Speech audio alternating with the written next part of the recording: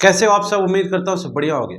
जैसा कि हमने पिछली क्लास में आपको बताया था बेटा कि हम लोग कुछ ही समय में यानी कि आज की डेट में हमने ये डिस्कस करने के लिए बोला था कि आज हम उन क्वेश्चंस पर बातचीत करेंगे जो आपके एग्जाम में आने वाले हैं। यानी कि कौन से चैप्टर के वो कौन से क्वेश्चन हैं जो एग्जाम में आने वाले हैं, यानी कि जो इसके पहले बार बार पूछे गए हैं, जिनकी पॉसिबिलिटी ज्यादा है एग्जाम में आने की, उन्हीं टॉपिक्स का डिस्कशन करेंगे। तो आज आपके सामने चीट शीट लेकर के आ चुके हैं सॉल्यूशन चैप्टर की, जो आप क्लास 12th का आज लास्ट डे है, कल एग्जाम है, तो इसलिए बिल्कुल सावधानी से चीजों को समझिएगा और समझ करके इसको पढ़ने का प्रयास करिएगा।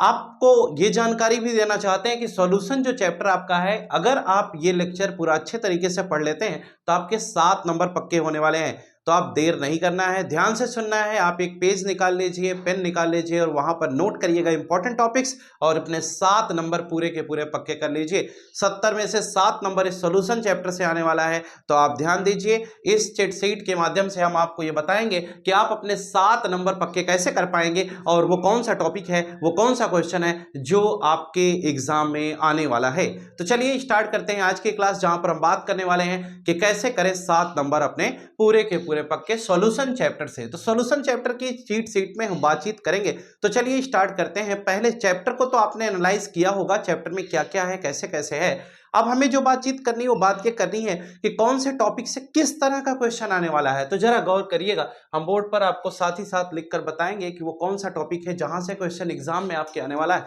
जैसे कि अगर सबसे पहली बातचीत करें क्लास 12 सॉल्यूशन चैप्टर के, अभी हम कम्युनिटी पोस्ट में ये अपलोड भी डाल देंगे, यानी कि ये अपडेट भी कर देंगे। ये एक पेज हमने पूरा बनाकर रखा हुआ है चिट शीट का, उसको हम कम्युनिटी पोस्ट पे भी डाल देंगे, वहां से भी आप देख सकते हैं। लेकिन इस वीडियो को देखना ज्यादा जरूरी है क्योंकि यहां से पूरे के पूरे आपको इंफॉर्मेशन मिल जाएगी।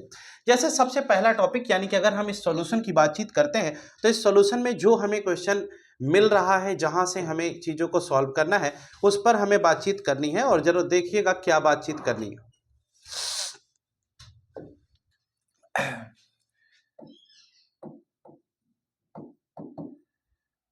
इस सॉल्यूशन में सबसे पहला पॉइंट जो आपके एग्जाम के लिए बहुत जरूरी है वो ये है कि अभी आपने पढ़ा था मोलैरिटी के बारे में, है ना। मोलैरिटी, मोलैलिटी,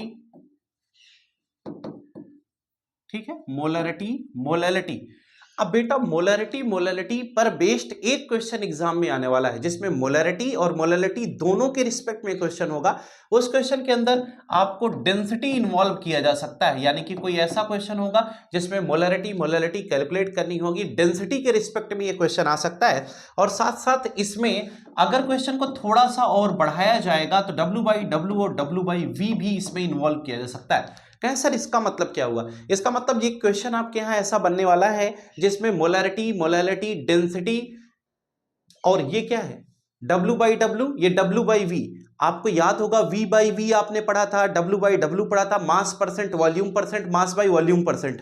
ये 3 फैक्टर आपने पढ़े थे। तो ये तीनों फैक्टर इसमें यूज किए जा सकते हैं। जैसे 30% बाई मास करके कोई क्वेश्चन आ जाए कि 30% मास आपको दिया गया है, तो आपको 30% मास का मतलब ये हुआ कि 30 ग्राम सॉल्यूट है और 70 ग्राम क्या हो जाएगा, सॉल्वेंट हो जाएगा।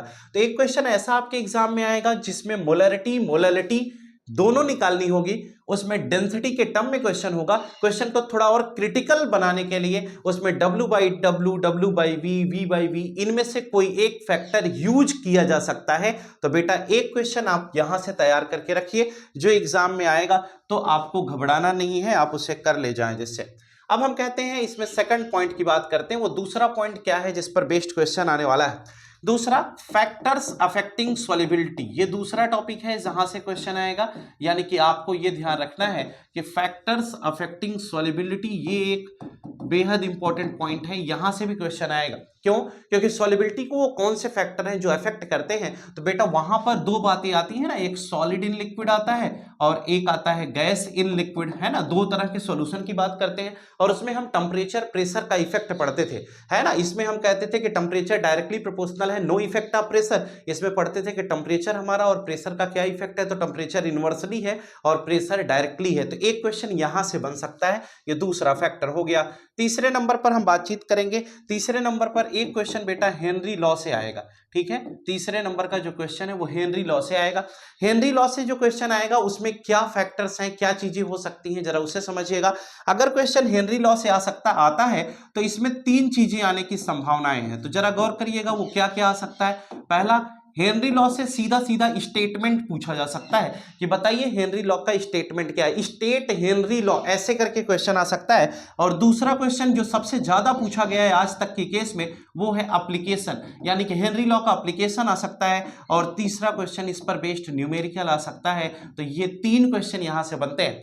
अच्छा, सबसे ज्यादा क्या आएगा, सबसे ज्यादा एप्लीकेशन आया है, यानी कि हेनरी लॉ में स्टेट हेनरीज लॉ, पहला क्वेश्चन। दूसरा, write the two application, write its two application, ऐसा करके आ सकता है। और एक क्वेश्चन वो एक्वेटिक स्पीसीज वाला जो आपके यहाँ है पीवाईक्यू में सबसे ज्यादा पूछा जा रहा है कि एक्वेटिक स्पीसीज ठंडे पानी में ज्यादा रहना पसंद करते हैं इन कंपेरिजन टू गर्म पानी। रीजन क्या होता है, क्योंकि गैस जो होती है वो ठंडे पानी में सॉल्यूबल ज्यादा होती है, गर्म पानी में कम सॉल्यूबल होती है। तो वहां से एक एप्लीकेशन, आपके यहाँ सोडा बॉटल वाला आपने केस पढ़ा था, तो ऐसा एक एप्लीकेशन आएगा। न्यूमेरिकल आपने फॉर्मूला पढ़ा था ये वाला, हेनरी लॉ का कॉन्सेप्ट में P इक्वल टू KH वाला, ये जो केस आपने पढ़ा था, इस पर आपका एक न्यूमेरिकल बन सकता है। यहां से एक बात और है, एक ग्राफ का भी क्वेश्चन बन सकता है कि प्रेशर जो है वो KH के डायरेक्टली प्रोपोर्शनल है या इनवर्सली है, X के डायरेक्टली है, तो KH हेनरी लॉ कांस्टेंट होता है, तो यहां से ग्राफ बनता है। राउल्ट्स लॉ एक स्पेशल केस हेनरी लॉ की है, वो आपको समझ में आना चाहिए, उसमें डाउट नहीं होना चाहिए, ठीक है। बस इतनी बात आपके लिए पर्याप्त है। तीसरे नंबर पे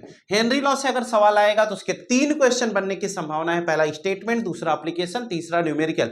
अगर बच्चा कोई भी अभी आप न्यूमेरिकल नहीं सॉल्व किया तो आप स्टेटमेंट एप्लीकेशन पर फोकस करिए, न्यूमेरिकल में बहुत ज्यादा ध्यान देने की जरूरत नहीं है, क्योंकि अब आपसे नहीं हो पाएगा, क्योंकि एग्जाम लगातार आपकी खोपड़ी पे आ चुका है। अगला क्वेश्चन आता है राउल्ट्स लॉ का स्टेटमेंट, यानी कि स्टेट राउल्ट्स लॉ, ये नेक्स्ट क्वेश्चन बनता है। अगर थ्योरेटिकल में आएगा तो स्टेट राउल्ट्स लॉ करके एक क्वेश्चन बन जाएगा 4th नंबर का। उसके बाद 5th नंबर पे हम जाते हैं, तो 5th नंबर में जो 3 नंबर में ये क्वेश्चन आया है, इस पिछली साल भी ये क्वेश्चन आया, बहुत बार ये क्वेश्चन आया कि आइडियल और नॉन आइडियल सॉल्यूशन को आप डिफरेंशिएट करिए, differentiate ideal and non ideal solution. अब यहां पर हम कहते हैं राउल्ट्स लॉ को ओबे करता है, राउल्ट्स लॉ को ओबे नहीं करता है, delta H mixing is equal to 0, delta H mixing is not equal to 0, delta V mixing is equal to 0, delta V mixing is not equal to 0। तो आइडियल नॉन आइडियल सॉल्यूशन, ये एक important point है आपके exam के point of view से अगर हम देखें। और 6 नंबर पर हम बात करें तो 6 नंबर पे आपको मालूम होना चाहिए एग्जाम्पल ऑफ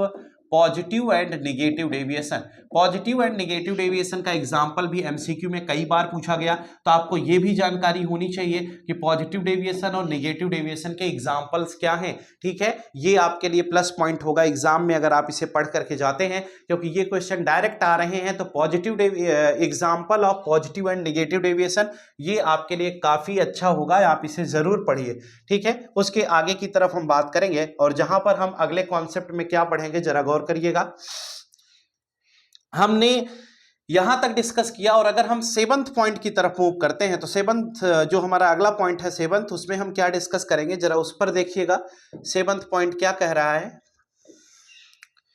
7th पॉइंट में हमें यह डिस्कस करना है, ये एक टॉपिक हमारे होता था एजियोट्रॉप्स, जहां पर हम लिक्विड और वेपर फेज के प्रॉपर मिक्सिंग की बात करते हैं एक साथ में। इसके 2 पार्ट्स वहां पर पढ़ाए गए थे, एक मैक्सिमम बॉइलिंग पढ़ाया गया था, ठीक है, मैक्सिमम बॉइलिंग एजियोट्रॉप, और एक में आपको मिनिमम बॉइलिंग एजियोट्रॉप पढ़ाया गया था, और इसके दोनों के एग्जाम्पल्स थे, और पॉजिटिव और निगेटिव डेविएशन का कॉन्सेप्ट भी था। तो ये एक क्वेश्चन एमसीक्यू में बन सकता है बेटा, तो इसको भी आपको ध्यान रखना है कि मैक्सिमम बॉइलिंग क्या है और मिनिमम बॉइलिंग क्या है, ये आपके लिए प्लस पॉइंट होगा। उसके बाद अब इसके बाद क्या होता है, ये पूरा एक पार्ट हमारा खत्म हो गया, यानी 7वां पॉइंट जो हमने आपको लिखाया यहां तक में हमारा एक पार्ट कंप्लीट हो गया। अब हम 8th पॉइंट की तरफ बढ़ते हैं। 8th पॉइंट में हम कोलिगेटिव प्रॉपर्टी पढ़े हैं, relative lowering of vapour pressure हमने पढ़ा, elevation in boiling point, depression in freezing point, osmotic pressure. ये जो कोलिगेटिव प्रॉपर्टीज हम लोगों ने पढ़ा था, इन कोलिगेटिव प्रॉपर्टी से 1-2 न्यूमेरिकल आने की संभावना होती है, जो डायरेक्ट 3 नंबर में आते हैं, उसके लिए सैंपल प्रॉब्लम लगाना बहुत जरूरी है। तो अगर हम कोलिगेटिव प्रॉपर्टी की बात करें तो वहां पर हमने फॉर्मूला पढ़ाया था P1 not minus P1 upon P1 not, ऐसे पढ़ा था ना, is equal to N2 upon N1। इस फॉर्मूला का यूज हम करके लेते हैं। फिर उसके बाद और आगे बढ़ेंगे तो हम ये पढ़े थे कि delta TB is equal to KB into M। इसका मतलब क्या हुआ, एब्लियोस्कोपिक कांस्टेंट M मोलैलिटी हो गया। डेल्टा TB को क्या लिख सकते हैं, TB minus TB naught. 9th के बाद 10th पॉइंट पर बढ़ते हैं तो वहां पर हमने पढ़ा था delta T F is equal to K F into M, यानी कि फ्रीजिंग पॉइंट कांस्टेंट, यानी फ्रीजिंग पॉइंट डिप्रेशन कांस्टेंट, इसे हम क्रायोस्कोपिक कांस्टेंट कहते थे। 10 के बाद 11 नंबर की तरफ बढ़ते हैं तो नेक्स्ट पॉइंट पे क्या पढ़ेंगे जरा उसे समझिएगा। अब एक ऑस्मोसिस टॉपिक पर शॉर्ट नोट लिखने को हर साल आ रही है, तो ध्यान रखिएगा ऑस्मोसिस पर शॉर्ट नोट इस साल भी आएगी। और यहां पर कंफ्यूजन होता है higher concentration to lower concentration या लोअर से हायर कंसंट्रेशन, तो ये कंफ्यूजन आप अपने दिमाग से निकाल दीजिए। ऑस्मोसिस में आप याद रखिएगा कि सॉल्वेंट जो प्योर सॉल्वेंट है उधर से सॉल्यूशन की तरफ अगर मूवमेंट होता है पार्टिकल का तो उसे हम ऑस्मोसिस कहते हैं। बस ये ध्यान रखिएगा, ये ऑस्मोसिस शॉर्ट नोट लिखने में आएगा ही आएगा, तो आप यहां से कुछ घबराएंगे नहीं। 12 नंबर पर फिर अगली कोलिगेटिव प्रॉपर्टी है जो आपने पढ़ा था, pi is equal to C R T. C क्या है? कंसंट्रेशन है, आर गैस कांस्टेंट, टी। अब एक बात ये ध्यान रखना है बेटा, ये जो 8 नंबर 9 नंबर 10 नंबर और 12 नंबर, ये आपने 4 कोलिगेटिव प्रॉपर्टी पढ़ी है, इनमें से किसी एक कोलिगेटिव प्रॉपर्टी पर न्यूमेरिकल आने वाला है, तो आपको ये चीज बिल्कुल पता हो जानी चाहिए और ये भी मालूम हो कि delta T B is equal to क्या पढ़ते हैं, टीबी माइनस टीबी नॉट पढ़ते थे, जबकि यहां पर हमने पढ़ा था delta T F is equal to T F not minus T F पढ़ा था। ठीक है, ये भी हमने यहां पर पढ़ लिया था। तो ये चीजें आपको बिल्कुल अगर अच्छे से तैयार होंगी तो आप अच्छा एग्जाम में कर पाएंगे। उसके बाद हम कहते हैं रिवर्स ऑस्मोसिस, 13th नंबर पे जो हमारा अगला पॉइंट है उसे हम कहते हैं रिवर्स ऑस्मोसिस। बेटा रिवर्स ऑस्मोसिस एक दो बार क्वेश्चन एग्जाम में आया है, लेकिन इस रिवर्स ऑस्मोसिस से जो क्वेश्चन आया वो ये आया कि P external is greater than pi. इसका मतलब क्या हुआ कि अगर मान लो किसी केस में एक्सटर्नल प्रेशर पाई से ज्यादा हो जाए, यानी कि एक्सटर्नल प्रेशर जो हम लगा रहे हैं अगर वो ऑस्मोटिक प्रेशर से ज्यादा हो जाए तो उसे हम रिवर्स ऑस्मोसिस कहते हैं। ये कंडीशन दे करके एग्जाम में क्वेश्चन आ सकता है, इसलिए इस पर आप जरूर फोकस बनाए रखें। तो ओवरऑल हम देख पा रहे हैं कि किस तरह की सिचुएशन यहां पर बनेगी, तो हम कैसे इसको सॉल्व करेंगे। अब हम इसके थोड़ा सा और आगे की तरफ बढ़ेंगे और अगले पॉइंट पर बातचीत करेंगे। ये 13 पॉइंट तक हमने कंप्लीट करा दिया। 13th के बाद अगर हम अगले पॉइंट की तरफ बढ़ते हैं तो जहां पर 14th पॉइंट हमें जो दिखाई देने वाला है उस 14th पॉइंट पर बात करेंगे। जरा गौर करिएगा 14th पॉइंट पर हमारी आपकी क्या बात होने वाली है। अगर हम इस 14th पॉइंट की तरफ मूव करते हैं तो अगला पॉइंट है बेटा आइसोटोनिक सॉल्यूशन पर शॉर्ट नोट कई बार एग्जाम में आ चुकी है। आपने पढ़ा होगा सेम ऑस्मोटिक प्रेशर होता है अगर दो सॉल्यूशन का तो उसे हम आइसोटोनिक सॉल्यूशन कहते हैं। यानी कि आप कह सकते हो सेम ऑस्मोटिक प्रेशर के रिस्पेक्ट में आप आइसोटोनिक सॉल्यूशन पढ़ते हैं, तो आइसोटोनिक सॉल्यूशन एग्जाम में पूछा जा चुका है, तो आप इसकी तैयारी थोड़ा सा करके रखिएगा, ये शॉर्ट नोट एग्जाम में आएगा। और लास्ट नंबर पे अपना है वॉन्ट्स ऑफ फैक्टर। ये एक बढ़िया क्वेश्चन था, वॉन्ट्स ऑफ फैक्टर, और वॉन्ट्स ऑफ फैक्टर आई से डिनोट करते हैं। और यहां पर ये बताया गया था कि आई कंप्लीट डिसोसिएशन होगा तो उसमें आई की वैल्यू आपको निकालना सिखाया गया था। Number of moles after dissociation upon before dissociation करके हम आई की वैल्यू निकाल लेते हैं। तो वॉन्ट्स ऑफ फैक्टर डायरेक्टली भी क्वेश्चन आया है, एमसीक्यू में डायरेक्टली आ गया। जैसे क्वेश्चन आ जाए कि NaCl का वॉन्ट्स ऑफ फैक्टर क्या होगा, तो आप क्या करोगे, Na प्लस Cl माइनस करोगे। अब 1 मोल प्लस 1 मोल आफ्टर डिसोसिएशन 2 मोल हो गया, तो 2/1, आई की वैल्यू क्या आ गई, आई की वैल्यू आ गई 2। इसका मतलब इसका वॉन्ट्स ऑफ फैक्टर कितना हो गया, 2 हो गया। और ध्यान रखें